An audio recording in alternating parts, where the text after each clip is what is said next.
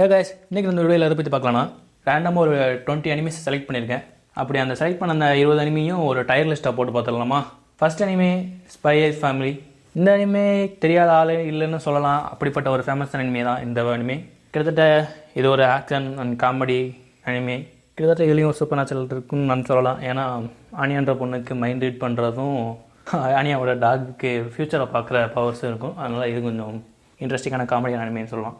அதே நேரம் இது எனக்கு பிடிச்சிருந்தது. அதனாலே இந்த அனிமையை கிட்டத்தட்ட நான் ஒரு 7 போடுறான்னு இருக்கேன். சரி, நெக்ஸ்ட்டாக பார்க்க போகிறது அனிமே என்னன்னா tower of god. Tower of காட்டில் என்ன மாதிரி ஸ்டோரினா, ஒரு டவர், அந்த டவருக்குள்ளே எத்தனை ஃப்ளோர்ஸ் இருக்குன்னு இப்போதைக்கு அந்த சீசனில் ரிலீவ் பண்ணலைன்னு நினைக்கிறேன். நான் பார்த்த வரைக்கும் ஒரு சட்டனில் ஜாகான்ற ஒரு ஃபேமிலியில் சேர்ந்தவன் 134 ஃப்ளோர் வரைக்கும் ஏறிப்பான். ஏறினதும் அந்த ஃப்ளோர்லேயே அதுக்கப்புறம் 4க்கு போகாமல் அங்கேயே இருந்துடுவான். அப்படி இருந்தால் அவனே அந்த டவருக்கு ஒரு கிட்டத்தட்ட ஒரு கிங்காகவே மாறியிருப்பான்.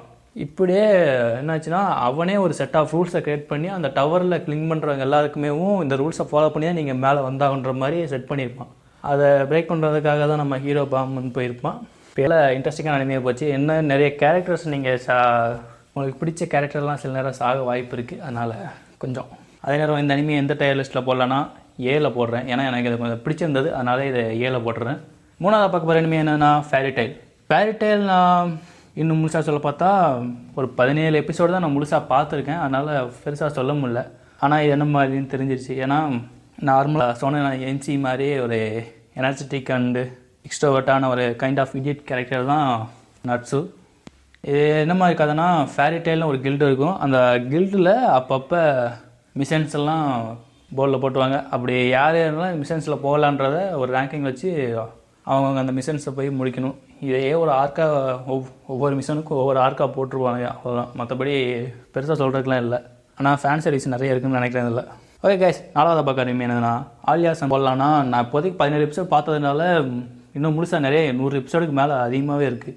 அதனால் இப்போதைக்கு அந்த 17 எபிசோடுக்கான ரேங்கிங்கில் பார்த்தா பியில் போட்டிருக்கேன். ஓகே, நெக்ஸ்ட் பார்க்க போகிறது Alya sometimes hide her feelings in Russian. இந்த அனிமே இப்போ தான் ரிலீஸ் ஆகிட்டு இருக்கு. நான் ஒரு 5 எபிசோட் பார்த்தேன்னு நினைக்கிறேன். ஏன் இப்போ வர அனிமையெல்லாம் ஒரு பேராகிராஃபே ஒரு அனிமைக்கு டைட்டிலாக வைக்கிறானுங்க. அப்படிப்பட்ட அனிமே தான் இது ஒன்று. ஆலியான்ற ஒரு ரஷ்யன் பொண்ணு இருப்பாள். அவள் ஜப்பானில் ஒரு ஸ்கூலில் வந்து படிச்சுட்டு இருப்பாள். அப்படி பார்த்தோம்னா மசாச்சிகான்னு ஒரு பையன் ஆலியா பக்கத்தில் உட்காந்துருப்பான். ஆனால் ஆலியாவுக்கு மசாச்சிகா மேலே ஒரு க்ரெஸ் இருக்குது. அவள் என்ன பண்ணுறான்னா, மசாச்சிகாவை பார்க்கும்போதெல்லாம் ரஷ்யனில் மசாச்சிகாவை லைக் பண்ணுற மாதிரி பேசிட்டே இருப்பாள். இதில் ட்விஸ்ட் என்னென்னா, மசாச்சிகாவுக்கு ரஷ்யன் லாங்குவேஜ் தெரியும், அது ஆலியாவுக்கு தெரியாது, அவனுக்கு ரஷ்யன் லாங்குவேஜ் தெரியுன்றது. இது ஒரு இச்சி அனிமேன்னு சொல்கிறானுங்க. ஆனால் எனக்கு எப்படின்னு தெரில, பார்த்து கிட்டத்தட்ட அப்படி தான் வருது. அதனால் எனக்கு பெருசாக இச்சி அனிமேஸெல்லாம் அந்தளவுக்கு இதாக இல்லாததுனால இந்த அனிமே எனக்கு கொஞ்சம் டவுனாக தான் பட்டுச்சு. அதனால் இந்த அனிமையை நான் சீக்கிரத்தில் போடுறேன். ஓகே, அடுத்ததாக பார்க்க போகிறது அனிமினா, இந்த அனிமையை நான் சொல்லலைண்ணா என் வாழ்க்கை நிம்மதியாக அடையாதுன்ற மாதிரி ஒரு என்னோடய ஃபேவரட் அனிமே தான் இந்த டாக்டர் ஸ்டோன். இந்த அனிமையை சொல்கிறதுக்கு வார்த்தையே இல்லை. அதனால் ஸ்ட்ரைட்டாக எஸ்டைலுக்கு போயிடுறேன். ஏன்னா இந்த அனிமையை பற்றி ஏற்கனவே ஒரு வீடியோ போட்டிருக்கேன். பார்க்குறவங்க பார்த்துக்கோங்க. இதுக்கெல்லாம் சூப்பரான ஒரு அனிமே, பார்க்குறவங்க கண்டிப்பாக பாருங்கள். இதில் இருக்கிறது கைஜு நம்பர் 8. ஸ்ட்ரைட்டாக எஸ் தான். ஏன்னா எனக்கு ரொம்ப பிடிச்சிருந்தது. ஏன்னா இதோட அனிமேஷன் ஸ்டைலும் ஒரு ஹியூமரன்ஸாக காமெடியும் எனக்கு ரொம்ப பிடிச்சிருந்தது. இதோட ஸ்டோரி என்னென்னா, திடீர்னு மான்ஸ்டர்ஸ் எல்லாம் வந்து சிட்டியை டிஸ்ட்ராய் பண்ணிகிட்டு இருக்கோம். அப்படி டிஸ்ட்ராய் பண்ணுற இந்த மான்ஸ்டர்ஸை கொள்றதுக்காக ஒரு டிஃபென்ஸ் ஃபோர்ஸ் இருக்கும். அந்த டிஃபென்ஸ் ஃபோர்ஸில் ஜாயின் பண்ண தான் நம்ம எம்சி ஹிப்னோ கஃப்கா ட்ரை பண்ணிகிட்டு இருப்பான். ஆனால் என்னென்னா, கஃப்காவால் கடைசி வரைக்கும் டிஃபென்ஸ் ஃபோர்ஸு கொள்கிற கைஜிஸோட பாடிஸை க்ளீன் பண்ணுற ஒர்க்கில் ஜாயின் பண்ணியிருப்பான். அதுக்கப்புறம் ஏதோ மிராக்கல் நடந்து அவன் டிஃபென்ஸ் ஃபோர்ஸில் ஜாயின் பண்ணுவான். அதுக்கு காரணம் என்னென்னா அவனோட தன்னம்பிக்கை அப்படின்னு சொல்லுவாங்க. ஆனால் அதே நேரம் என்னென்னா, ஒரு ஹிபினோ கஃப்காவுக்கு ஒரு கைஜு வந்து ஹிபினோ கஃப்காவோ ஒரு கைஜுவாகவே மாற்றிருக்கும். அதான் பிளாட் ட்விஸ்ட் ஆயிரும். இப்போ கைஜுவை கொல்லணும்னு நினைக்கிற ஹிபினோ கஃப்காவே அவனே ஒரு கைஜுவாக மாறிடுவான். இதுதான் அந்த கதையோட பிளாட். பெருசாக எதிர்பார்க்க வேணாம். ஒரு காமெடி, ஆக்ஷன், ஒரு ஃபன் விசுவல்ஸான ஒரு அனிமேஸ் நல்லா இருந்துச்சு. அதனால் பார்க்கலாம் கண்டிப்பாக. ஆனால் எனக்கு ரொம்ப பிடிச்சது. நெக்ஸ்ட்டாக பார்க்க போகிறது சோலோ லெவலிங். ஹிஸ்ட்ரிலேயே ஒரு அனிமே ரிலீஸ் ஆகிறதுக்கு முன்னாடியே ஒரு ஹியூஜ் எக்ஸ்பெக்டேஷனில் இருந்த அனிமேனா இந்த சோலோ லெவலிங் சொல்லலாம். அங்கங்கே இந்த அனிமையோட பிளாட் என்னென்னா, உலகத்தில் அங்கங்கே திடீர்னு ஒரு போர்ட்டல் ஓப்பன் ஆகும். அந்த போர்ட்டலில் இருந்து மான்ஸ்டர்ஸ்லாம் வரும். ஆனால் என்னன்னா மான்ஸ்டர்ஸ் வரதுக்கு முன்னாடியே ஹண்டர்ஸ்னு இருப்பாங்க. ஹண்டர்ஸ் எல்லாம் போய் அந்த போர்ட்டலுக்குள்ளே போய் டஞ்சன் மாஸ்டர்னு ஒன்று இருக்கும், அதை கொன்னா தான் அந்த போர்ட்டல்லாம் க்ளோஸ் ஆகும். அதனாலே ஹண்டர்ஸ் குரூப்பில் சுன்ஜின் இருக்கிற போனதுக்கப்புறம் அவனுக்கு ஒரு ட்ராஜடிக்கான சம்பவம் நடக்கும். அந்த சம்பவத்தில் அவனுக்கு ஒரு பவர் அவைக்கன் ஆகும். செகண்ட் டைமாக அவனோட பவர்ஸ் அவைக்கனிங் ஆகும். அவைக்கன் அவன் ஒரு எஸ்என் ஹண்டர் மாதிரி மாறிடுவான்.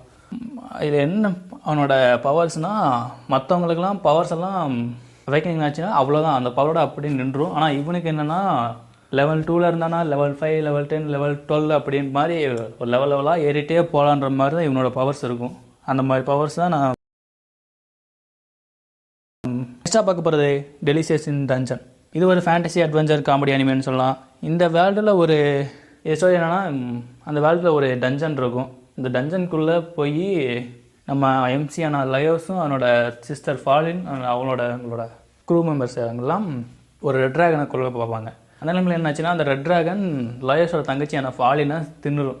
அதனாலே மற்றவங்கலாம் எஸ்கேப் ஆகி டஞ்சன் விட்டு வெளியே வந்துடுவாங்க. திரும்பவும் லயோஸ் அவங்க க்ரூலாம் சேர்ந்து ஃபாலினை காப்பாற்றுன்றதுக்காக ரெட் ட்ராகனை கொல்ல போவாங்க. அப்படி கொல்ல போகும்போது என்னென்னா, டஞ்சனுக்குள்ளே போகணுன்னா செலவு ரொம்ப ஆகும். சாப்பாடு சாப்பிட்றதுக்கு சாப்பாடு செலவு ரொம்ப ஆகும். அதை மிச்சம் பண்ணுறதுக்காக இவங்க என்ன பண்ணுறாங்கன்னா, டஞ்சனுக்குள்ளே இருக்கிற மான்ஸ்டர்ஸையும் இவங்க சாப்பாடாக சாப்பிட்டுக்கிட்டே இருக்காங்க சமைச்சு. அதுதான் டைட்டில் இருக்குது, டெலிஷியஸ் இன் டஞ்சன். அடுத்ததான் இந்த அனிமே எந்த லிஸ்ட்டில் போடலான்னா, எஸ்ல ஓகே கைஸ். அடுத்ததான் மேஜிக் அண்ட் மசில்ஸ்.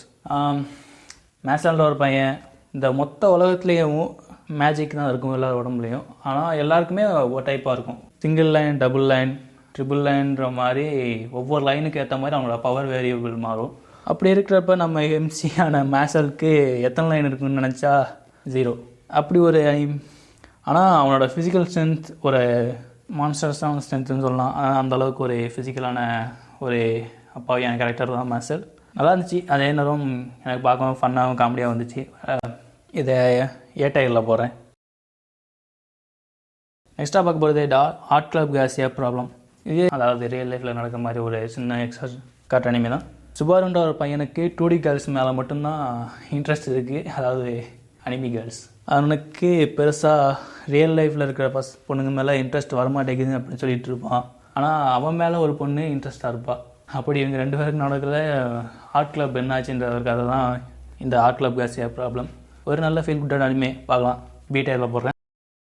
நெக்ஸ்ட்டாக பார்க்க போகிறது ஜோம் 100. இந்த இயரில் வந்ததுலே ஒரு நல்ல ஜாம்பி அனிமினா இதை சொல்லலாம். ஏன்னா நல்லா இருந்துச்சு.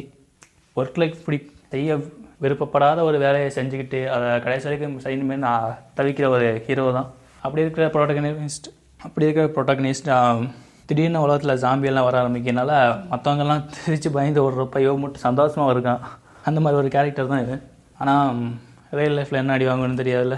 இந்த அனிமே நல்லா இருந்ததுனால இதை ஒரு 7 போடுறேன். நெக்ஸ்ட்டாக பார்க்குறது ஹண்டர்.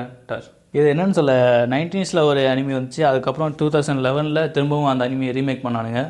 ஆனால் 90s இருந்ததை விட 2011 இருந்ததுன்னா மாங்கா சாப்டர்ஸ் கொஞ்சம் அதிகமாக கவர் பண்ணியிருந்தானுங்க. அதனால அனிமே தான் அந்த ஹண்டர்.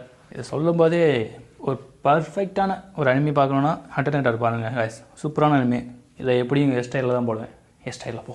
நெக்ஸ்ட்டாக பார்க்க போகிறது த கிங்டம் ஆஃப் ரெயின். இந்த அனிமே எனக்கு அந்த அளவுக்கு பெருசாக பிடிக்கல. இருந்தாலும் இந்த அனிமையை ஏன் பார்த்தேன்னா, ஃபஸ்ட் எபிசோட் மட்டும் கொஞ்சம் தரமாக இருந்து சொல்ல ட்ராப் பண்ணிட்டேன். பார்க்குறவங்க பாருங்கள், சீரியல் போடுறேன். அடுத்ததாக பார்க்க போகிறது விண்ட் பிரேக்கர். ஒரு நல்ல ஸ்கூல் கேங் அனிமே, அதாவது எஸ் ரேங்கில் போடலாம். ஏன்னா நெக்ஸ்ட்டாக பார்க்குறது பொறுமையாக த மிஸ்ஸிங் பீசஸ். இது ஒரு ரொமான்ஸ் அண்ட் காமெடி அனிமேன்னு சொல்லலாம். ஏன்னா கிட்டத்தட்ட ஒரு ஸ்லைஸ் ஆஃப் லைஃப் அனிமே தான்.